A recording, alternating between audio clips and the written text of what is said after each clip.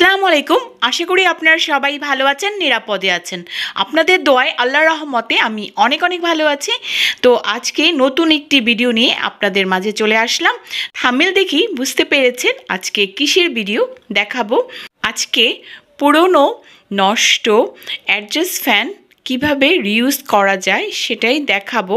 আমি একটা শোপিস হিসাবে এটা করেছি আর খুব সুন্দরভাবে এটা আমি আপনাদের দেখাবো যে কিভাবে এটা করা যায়। বিভিন্ন ক্যাপিটাল লেটার যেটা ক্যালিগ্রাফি যে ইংরেজি লেখাগুলো হয় সেগুলো আমার মেয়ে এটার মধ্যে আমাকে সাহায্য করেছে, ও লিখে দিয়েছে আর খুব সুন্দর করে আমি এটা আইডিয়াটা আপনাদের সাথে শেয়ার করেছি যাতে আপনারাও এভাবে তৈরি করতে পারেন। তো সম্পূর্ণ ভিডিওটি দেখতে থাকেন। আর এছাড়া আমি একটা পুরনো ঘড়ি যেটার একটু উপরে গ্লাসটা ভেঙে গিয়েছিল, তো মনে হচ্ছিল ঘরে ভালো লাগবে না বা সুন্দর লাগবে না, ফেলে দেব, সেটাকেও আমি একটা সুন্দর ডেকোরেশন করে খুব সুন্দর করে ডিজাইন করে আবার দেয়ালে লাগিয়েছি। দেখতে মাশাআল্লাহ অনেক সুন্দর হয়েছে, ইউনিক লাগছে যে এরকম ঘড়ি আর কোথাও মার্কেটে পাওয়া যাবে না। তো আইডিয়াগুলো আপনাদের সাথে শেয়ার করছি, আশা করছি আপনারা সম্পূর্ণ ভিডিওটি দেখার চেষ্টা করবেন। প্রথমে অ্যাডজাস্ট ফ্যানটা আমরা একটু ভালোভাবে ধুয়ে নিয়েছি, একটু সাবানের গুঁড়ো দিয়ে ভালো করে ধুয়ে নিয়েছি। এরপর ভালোভাবে এটাকে শুকিয়ে নিয়েছি। এরপর আমার মেয়ে মাহিমা পেন্সিল দিয়ে প্রথমে অক্ষরগুলো, ইংলিশ যে অক্ষরগুলো ক্যালিগ্রাফি সেগুলো লিখে নিয়েছে। খুব সুন্দর ক্যালিগ্রাফি লেখাটা বেশি ভালো লাগে আর ও পারে, সেজন্য ও এই লেখাগুলো লিখেছে। আর নামটা হয়েছে আমার মেয়ের নামে মাহিমা। প্রত্যেকটা পাখার মধ্যেই আমরা ওর নাম দিয়েছি MAHI, আবার MA এরকম করে। তারপর আবার ওটাকে রং করে নিয়েছি। দেখতেই পাচ্ছেন তুলি দিয়ে একদম চিকন তুলিটা নিতে হবে, তাহলে লেখাগুলো রং করাটা খুব সুন্দরভাবে হবে। তারপর শুকিয়ে নিয়েছি।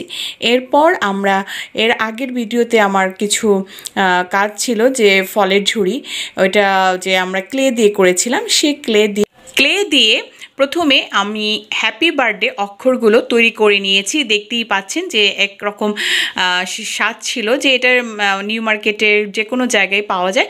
এটার মধ্যে দিয়ে করলে কি হয়, একদম লেখাগুলো খুব সুন্দরভাবে হয়। তো ওভাবে আমরা দিয়ে ক্লেগুলো দিয়ে আমরা হ্যাপি বার্থডে লেখাটা করে নিয়েছি। দেখতেই পাচ্ছেন কিভাবে করেছি। তারপর আঠার সাহায্যে আমরা ওই এর মধ্যে পাখার মাঝখানে আমরা হ্যাপি বার্থডেটা লিখে লেখাগুলো আটকিয়ে দিয়েছি। এরপর আমরা আবার কিছু ফুল তৈরি করেছি ক্লে দিয়ে।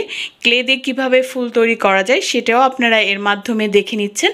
প্রথমে আমি 5টা গোল করে নিয়েছি ছোট ছোট করে, তারপর 5টা গোল করে একটার সাথে একটা লাগিয়ে দিয়েছি। এরপর মাঝখানে আরেকটা রং বসিয়ে দিয়েছি। ভিডিওটা দেখলেই আপনারা বুঝতে পাচ্ছেন যে কিভাবে করেছি। এই ফুলগুলো তৈরি করে নিলাম।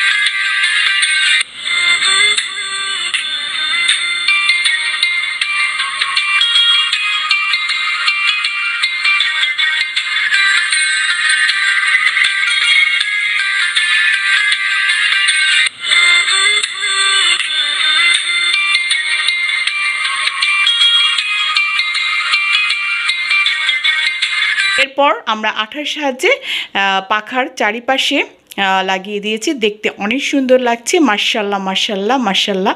তো আপনারা এভাবে তৈরি করে নিতে পারেন।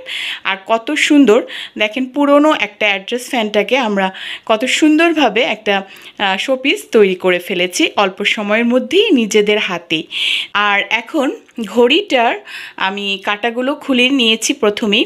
এরপর ভিতরে যে একটা কাগজ ছিল সেটাকেও খুলে নিলাম। এরপর ওটাতে রং করছে আমার মেয়ে বিভিন্ন কালার দিয়ে খুব সুন্দরভাবে।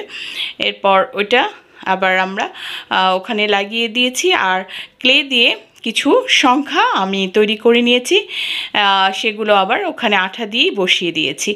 তারপর ঘড়ির কাঁটাগুলো আবার ঠিকমতো লাগিয়ে দিয়েছি। মাশাআল্লাহ, ঘড়িটা অনেক সুন্দর দেখাচ্ছিল আগের থেকে, কি যে সুন্দর। দেয়ালে লাগানোর পর মনে হচ্ছিল যে এরকম ঘড়ি আর কোথাও মনে হয় দেখিনি, এতই সুন্দর লাগছিল। আর নিজের হাতে কাজ করে একটা মজাই আলাদা, তাই না? তো এইভাবে আমি ঘড়ি, অ্যাডজাস্ট ফ্যান এগুলো সুন্দরভাবে তৈরি করে নিয়েছি।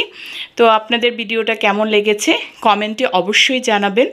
আপনারা সবাই ভালো থাকেন, নিরাপদে থাকেন, আমার ফ্যামিলির জন্য দোয়া করবেন। আল্লাহ হাফিজ।